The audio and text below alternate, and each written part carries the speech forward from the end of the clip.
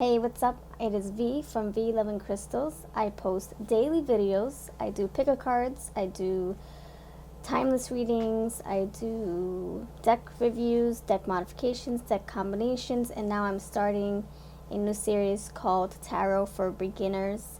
And it's not just for the beginners, even though that's what I'm titling it. It's for everyone who's doing tarot, whether you're a seasoned tarot reader or a person who's interested in tarot reading, or if you've just started, whatever path you're on when it comes to tarot, this is for you. So I'm actually going to light up my sage as I do this video, just to set the mood, cleanse my space. Okay, so I posted a video just a few weeks ago on creating this series to help us on our journey. I know that I would have loved to have something like this under one umbrella. So I'm going to be creating a plethora of videos for this series, and I'm going to be adding them to my playlist so that we can have everything organized. And they're going to be unlisted for right now because I like to space my videos out. I don't like to upload everything all at once. So please check my playlist to see the remainder of this series. I'm going to be adding more when I have time. I'm going to answer the comments and make videos on everything that's being said in the comments. So please check out my initial video if you would like more information on how I'm doing the series. I'm pretty much gathering information from everywhere, from my book that I read, Eating Gray, my father figure, people in the comments, my own experience, and yeah, even doing research online. And I'm going to put everything together, weed things out, and make sense of it all. And I have bullet points here so that we can keep everything organized. So here's my little notepad here.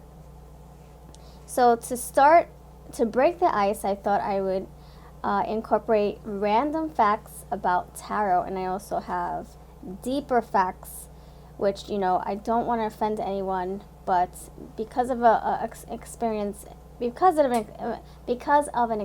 I encountered with a friend, I thought I would add that to the very bottom. So let's get started. Here are some fun and random facts just for the first video, and then the next video, of course, we're going to go deeper into answering questions and reading messages that my father figure sent me. He's been practicing tarot for 40 plus years, so he has a lot of great insight, and I want to share that as well. So let's get started with the very first video on fun and random facts, and I also have myths, and I'm going to share with you 2 myth pictures at the very end. Fact number 1, tarot was not designed as a fortune-telling tool. It originated in Renaissance Italy as a card game called tarocchi. I'm sorry if I'm mispronouncing that. And it dates back to the 15th century. The earliest evidence of tarot being used for divination was in the 18th century. Here's my timeline.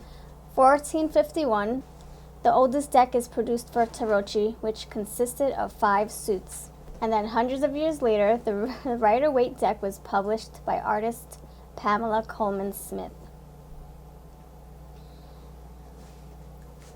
Fact number 2, the first tarot cards were painted on parchment or thin sheet of ivory, silver, or gold.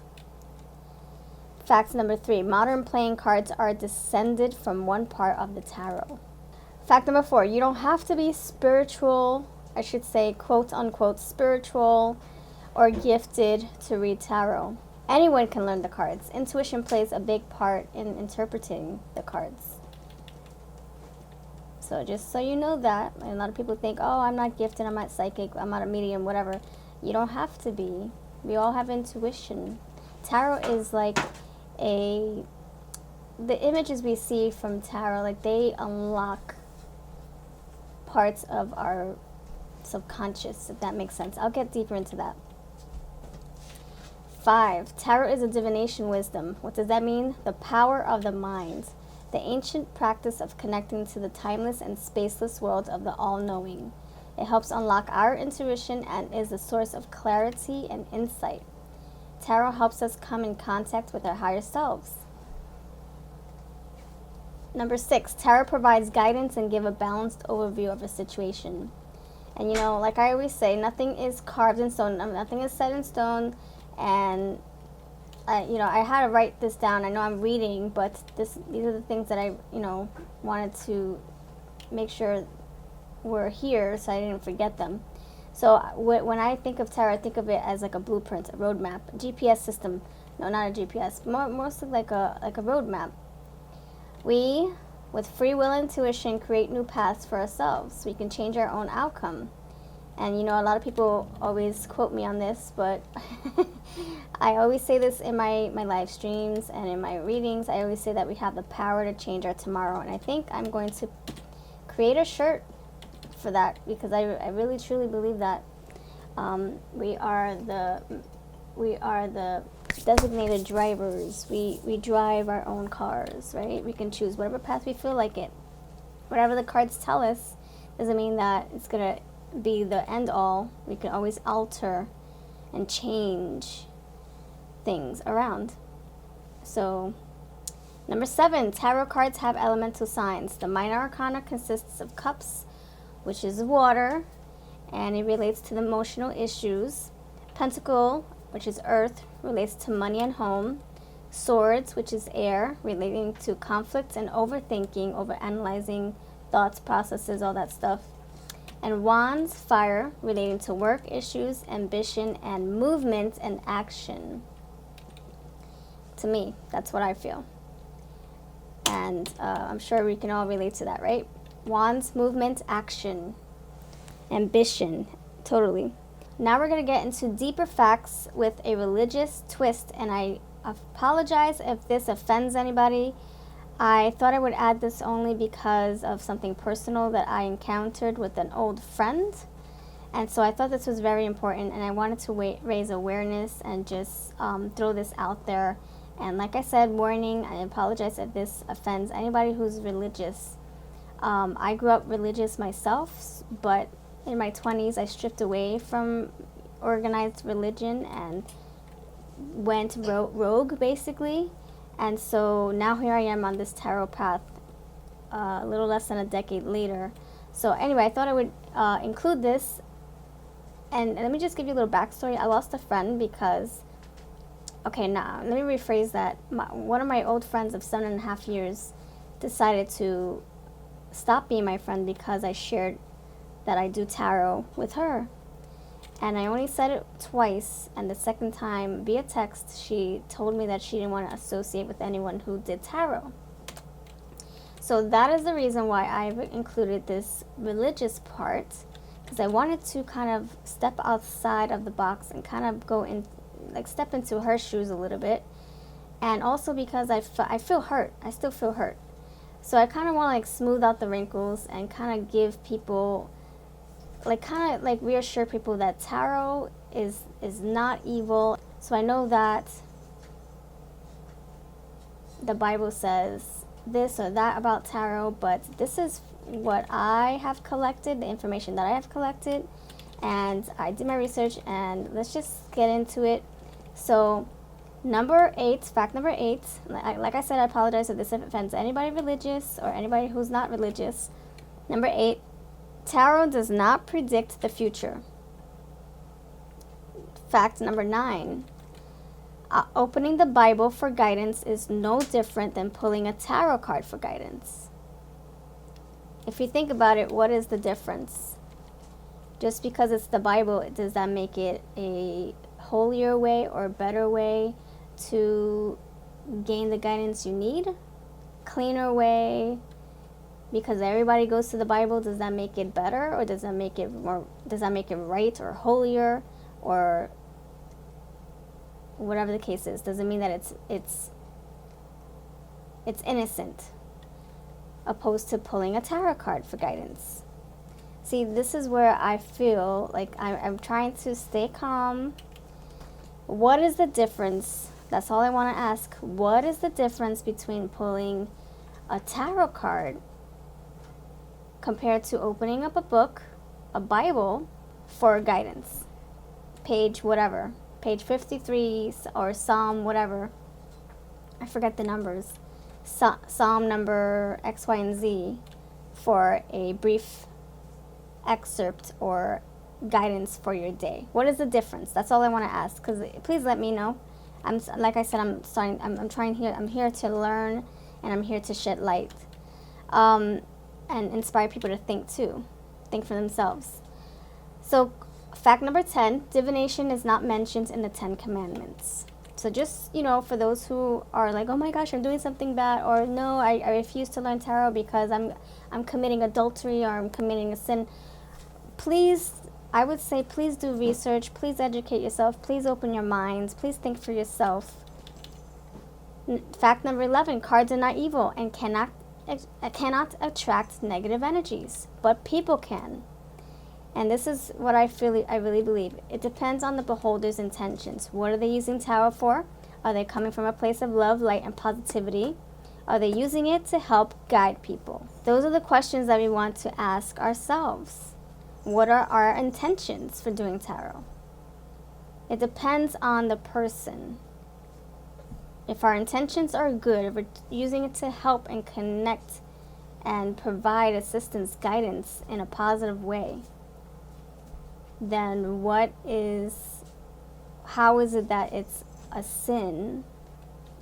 We're not predicting the future, like I said. We're not attracting negative energies.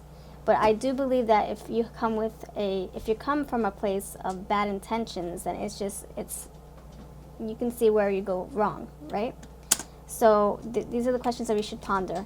Okay, now that's what I have for right now. As far as the deeper side of things, I apologize if I offended anyone, like I said, but just food for thought. You can take this with a grain of salt. Now I'm going to share some images of myths, courtesy of soultruthgateway.com.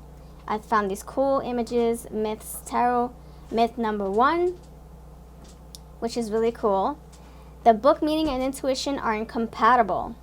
Truth, the intersection between logic and intuition is where the magic happens. The book meaning is your foundation. Intuition helps you expand on it. So we have logic on the left, intuition on the right, and in the middle, which is a sweet spot, is the magic. That's where the magic happens, the connection. Yes. Now, I firmly believe that we should learn the book meaning to each of the cards, but not depend on it like a crutch. We should do most of our tarot readings with intuition. That's where you gotta wrap up your readings with some heart, some warmth, great solid advice. And if you know the meanings, then you're able to do that. And you can use your guidebook as like a fact checker. It's like kind of like spell checking. You want to have your dictionary in hand. Same thing with tarot. Like, hold on, let me double check my tarot real quick. Yes. See, I forgot about this keyword, because we're so used to going by memory that each card has deeper meanings, so we're not going to remember everything, and we shouldn't. So that's where the guidebook comes in handy, and I use my complete guide to the tarot by Eden Gray, which I'm going to talk about in my next episode, and she has some great insight. Wait till you hear what I have to say about that, and it helped me learn big time. So tarot myth number 3. Tarot myth number 2 had to do with spreads, and I'm still new to spreads, so I don't think I should talk about that just yet until I really feel more comfortable. And I'm actually doing a series on my channel about finding new spreads to use. Myth. Tarot holds all the answers. That's a myth. The truth is that we hold the answers. The cards are just a tool to help you access your own inner wisdom. The images on each card act as a doorway to the part of you that is connected to Source. And then we have here Source energy, collective consciousness, higher self, unconscious, subconscious, and conscious. Isn't that pretty cool how there's like a little breakdown of how it works? So it's all in our own intuition, our own minds. It's all within us, our inner wisdom. My next episode is going to be on Eden Gray, the guidebook that I use, not as a crutch, but as a kind of like my dictionary to, fact check. And it helps me on my path. So whenever I feel stuck or I'm like, man, this does not make any sense, I check my Eden Gray book, and it helps me get my thoughts back on track, and helps me, it kind of gives me a refresher on each of the cards. So anyway, I'm going to go into that, and I'm also going to include a message from my father figure on the reasons why he thinks using that guidebook is essential. And yeah, and I'm also going to add some other stuff in there. So please check out that next episode. Check out my playlist. Everything's going to be organized in there. They're probably going to be unlisted because I like to space my videos out. I don't upload everything all at once, as you know that on my channel. So, but they're going to be there for you to watch whenever you feel. And please share my playlist with your friends if you found anything here useful. And let me know if you have any facts that you can add to our series. In the comments, I'm going to be collecting more comments as I go through this series and including them in my next videos. And if I missed anything, if I got anything wrong as far as the timelines for how the tarot was started and all that, you let me know, because I'm learning as I go and evolving, and hopefully I can inspire others and be inspired from others as well. We are also on Patreon if you would like to support this channel. Keep this energetic tarot fun train going. Your support would mean so much. Check out the perks over on Patreon so you get something in return to say thank you for your channel support. I have voting polls, I have monthly mingles, I also do one-card draws. If you'd like to join us, we would love to welcome you to our little tribe over there. Thank you for being here, and the link will be down below. I'll see you next time.